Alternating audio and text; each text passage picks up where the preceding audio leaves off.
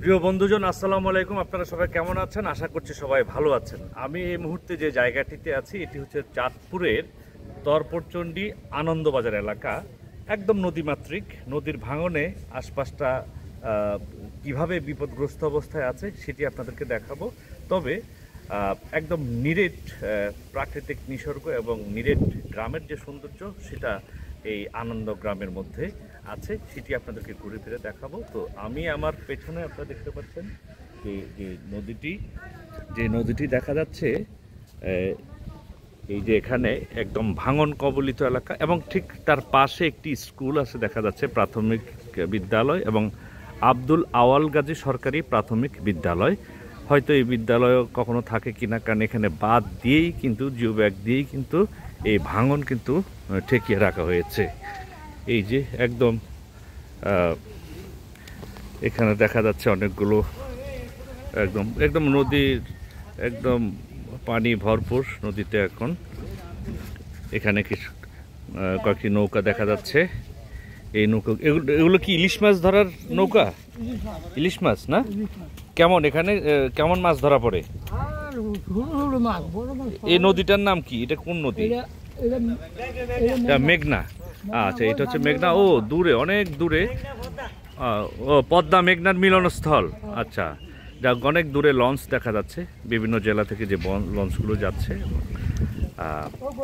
এবং এখানে নদীর কিছু অংশ গ্রামে ঢুকে গেছে এবং এই যে কিছু অংশ গ্রামে ঢুকে গেছে, এর কারণে বিভিন্ন এলাকাগুলো ভেঙে যাচ্ছে আর কি। যাই হোক, কিন্তু চমৎকার একদম জল এবং স্থলের একটা অসাধারণ মিলন এবং তার পাশে টিনের ঘর। এক অন্যরকম প্রাকৃতিক নিসর্গ। আমরা যারা গ্রামে বেড়ে উঠেছি, আমাদের শৈশব বা কৈশোর যাদের গ্রামে গিয়ে কেটেছে, সেই গ্রামের একটা অপরূপ সৌন্দর্য এখানে আছে। এই যে ব্যাগগুলো দিয়ে ভাঙনটাকে রক্ষা করা হয়েছিল, এখন পানি সে পর্যন্ত এসে এই যে সেই জিও ব্যাগগুলোর বুকে ছোট ছোট ঢেউ আসছে পড়ছে এবং খুব চমৎকার। যাই হোক, একদিকে যেমন সৌন্দর্য প্রাকৃতিক, অন্যদিকে দুঃখ। আমরা সবসময় একটা কথা আমরা বই পুস্তক পড়েছি যে চীনের দুঃখ হুয়াংহো, এখানেও একটা দুঃখ আছে। চাঁদপুর, বিশেষ করে চাঁদপুর এলাকায় বিভিন্ন সময় বিভিন্ন এলাকা দিয়ে ভাঙন তৈরি হয়। অর্থাৎ চাঁদপুরের দুঃখ হচ্ছে এই পদ্মা এবং মেঘনা, কারণ এই পদ্মা মেঘনার কারণে এক এক সময় এক এক জেলার এক এক অংশে ভাঙন ধরে। এই যে বাড়িঘরগুলো একদম ঘরের পাশেই হচ্ছে নদী এবং মনে হয় যেন পানির উচ্চতা যখন বেড়ে যায় নিশ্চয়ই এই ঘরগুলোতে এক ধরনের বিপদগ্রস্ততা তৈরি হয়। এবং কিছু কিছু অনেক পুরাতন ঘর দেখা যায়, যেমন আমি এখন যে ঘরটি দেখতে পাচ্ছি, এই ঘরটি অনেক পুরাতন টিনের ঘর, অনেক পুরাতন একটি টিনের ঘর। এবং এই ঘরগুলো আমরা আসলে এখন খুব একটা দেখতে পাই না, অনেক পুরাতন টিনের ঘর। অবশ্যই এই ঘরগুলো নতুন। যাই হোক, এ হচ্ছে আনন্দ গ্রামের চারপাশের জায়গাটি। যাই হোক, আবার যেমন এখানে আমাদের সঙ্গে আমরা এখানে পেয়ে গেলাম আমাদের একজন প্রিয়জন শরীফ ভাই। তো শরীফ ভাই, কি অবস্থা আপনার? চাঁদপুরে তো চলে আসলাম এবং আস্তে আস্তে এই আনন্দ গ্রামে চলে আসলাম। এই আশপাশের এই এলাকা নিয়ে কিছু বলার থাকলে বলতে পারেন। আসলে এটা আনন্দ বাজার নামে পরিচিত। ও, আনন্দ বাজার, আনন্দ বাজার নামে পরিচিত। অনেকেই ভুল করে আনন্দ বাড়ি বা আনন্দ গ্রাম, আমি অবশ্যই এতক্ষণ আনন্দ গ্রাম বলে ফেলছিলাম। অনেকেই বলে, হ্যাঁ, কিন্তু এটা মূলত আনন্দ বাজার। আর এই বাজারটা হলো একদম চাঁদপুরের মানে সদর উপজেলা, একদম মেঘনা নদী ঘেঁষাই। অর্থাৎ এখানে টাটকা ইলিশ বা অন্যান্য মাছ এখানে উঠায় এবং খুব কম দামে পাওয়া যায় এই মাছগুলো। এই জন্য বাজারটা মাছ বিক্রি হয়, বাজার আনন্দ বাজার। বাহ, আনন্দবাজার। তার মানে হচ্ছে একটা মজা আছে যে ভালো মাছ, টাটকা মাছ কম দামে পাওয়া যায় এই বাজারে, এই জন্য এটা আনন্দবাজার। এখানে একটা আনন্দ থাকে, আনন্দ থাকে।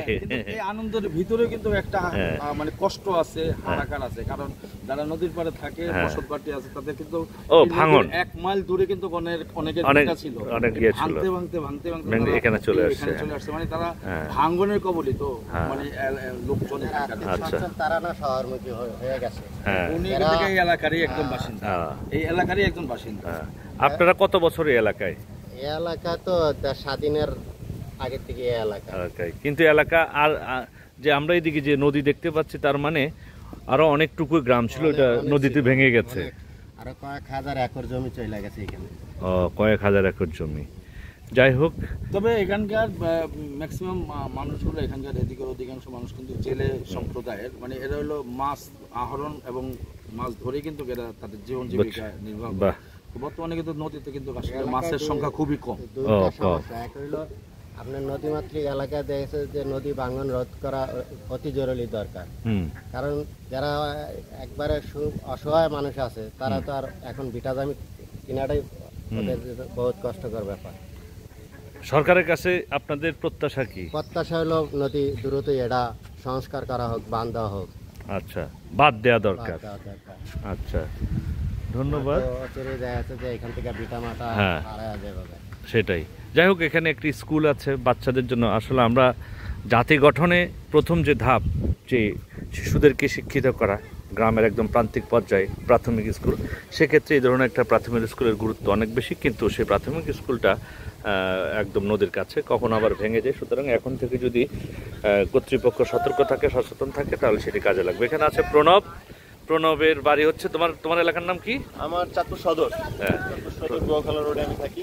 আচ্ছা, যাই হোক, প্রণব সম্পর্কে বলি। প্রণব একজন সংস্কৃতি কর্মী, থিয়েটার কর্মী, মঞ্চকর্মী এবং ভিজুয়াল মিডিয়াতে সহকারী পরিচালক হিসেবে কাজ করছে, এবং তার বাড়ি চাঁদপুর। চাঁদপুরে অনেক গুণী মানুষ আছেন বিভিন্ন অঙ্গনে, যাদের নৈপুণ্য আমরা দেখি। সেক্ষেত্রে যা হোক, প্রণব একসময় বড় হয়ে একটা বড় ডিরেক্টর হোক, তোমার জন্য শুভকামনা থাকলো। তো যাই হোক বন্ধুজন, তো আজকে এই মুহূর্তে এখান থেকে বিদায় নিব, এই আনন্দবাজার থেকে। যদি আমি শুরুর দিকে বলে ফেলেছিলাম আনন্দগ্রাম, আসলে এটি আনন্দবাজার, যেটা আপনারা এতক্ষণ শুনলেন, যে এখান থেকে পদ্মার একদম তাজা মাছ, টাটকা মাছ এই বাজারে আসে, খুব কম দামে সেটা কেনা যায়। এই জন্য এই বাজারে কম দামে টাটকা মাছ, পদ্মার মাছ, তাই এটা হচ্ছে আনন্দবাজার। যাই হোক, তো চাঁদপুর ভ্রমণের এই আনন্দবাজার গ্রাম থেকে এখন আপনাদের কাছ থেকে বিদায় নিব। আবার কোনো নতুন জায়গায় যখন যাবো, তখন আপনাদের সঙ্গে আবার সংযুক্ত হব। ততক্ষণ পর্যন্ত আপনারা ভালো থাকবেন, সুন্দর থাকবেন, সুস্থ থাকবেন, থাকবেন সবসময় নিরাপদ।